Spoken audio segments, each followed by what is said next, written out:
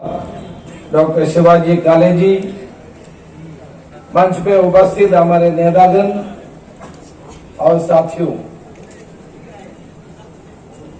आज हमारे देश में परिवर्तन की लहर आप देख रहे हैं। 10 साल के अंदर देश में क्या परिवर्तन हुआ है, क्या उपलब्धि मोदी जी ने दी है। 10 साल उन्होंने सरकार चलाई, क्या किसानों की आमदनी बढ़ाई, क्या इस देश में 2 करोड़ नौकरी 1 साल में देने का वादा किया था,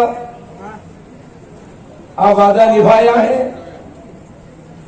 उन्होंने वादा किया था कि काला धन वापस आए लेकर के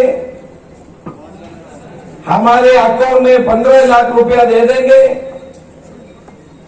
ये भी गारंटी मोदी जी ने दी है, क्या ये गारंटी पूरी की है? मैं आपसे पूछना चाहता हूं, 10 साल के अंदर भारतवासियों को, भारत की जनता को मोदी जी की सरकार ने क्या उपलब्धि दी है? बेरोजगारी बढ़ रहे हैं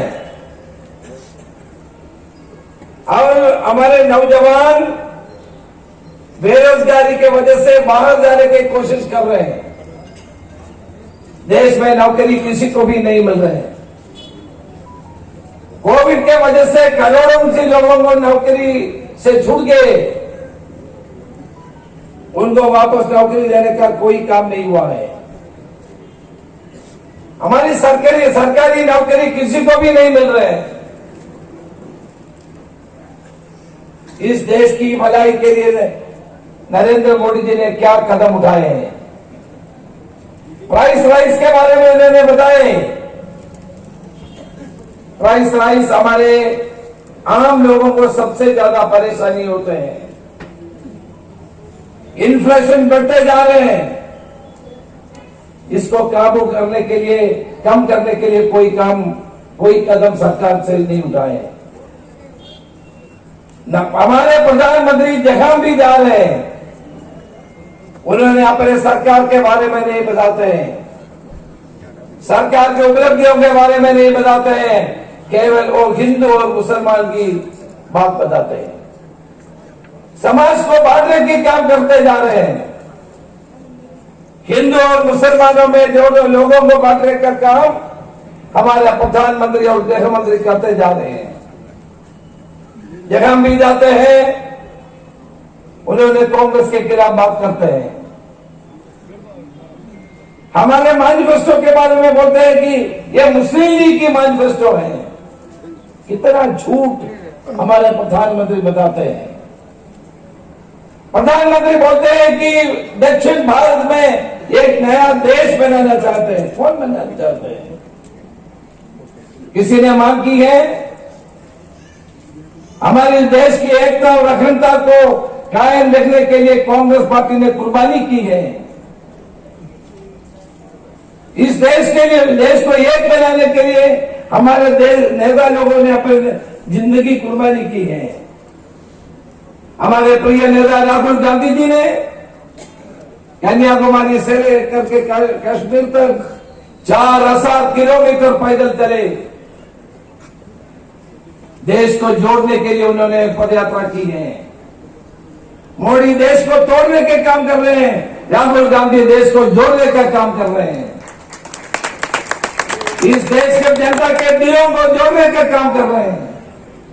मणिपुर से लेकर के मुंबई तक 4000 किलोमीटर उन्होंने यात्रा की भारत को जोड़ने के लिए और भारतवासियों को न्याय देने के लिए उन्होंने यात्रा की है। देखिए, आजकल जो चुनाव के मैदान में हमारे प्रधानमंत्री कितने गिर रहे हैं। उनका भाषण आप देख लीजिए, कहां तक जा रहे हैं। क्या प्रधानमंत्री के कुर्सी पे बैठने वाले आदमी को ऐसे शब्द को यूज करना ठीक है? आप सोच लीजिए। शरद पवार जी के बारे में उनका मतभेद हो सकते हैं, पार्टियों में मतभेद हो सकते हैं, लेकिन शरद पवार जी के बारे में बोला भड़कते हुए आत्मा। क्या ये प्रधानमंत्री ऐसे ऐसे शब्द यूज करना ठीक है? प्रधानमंत्री अभी अपसेट है पूरा। 3 दिन में 7 पब्लिक मीटिंग मराठवाड़ा में, वेस्टर्न महाराष्ट्र में वो कर रहे हैं। उनको जानते हैं, उनके खिलाफ लहर बन रहे हैं, हवा बन रहे हैं। इसलिए उन्होंने शरद पवार जी महाराष्ट्र के लिए क्या क्या नहीं किया है।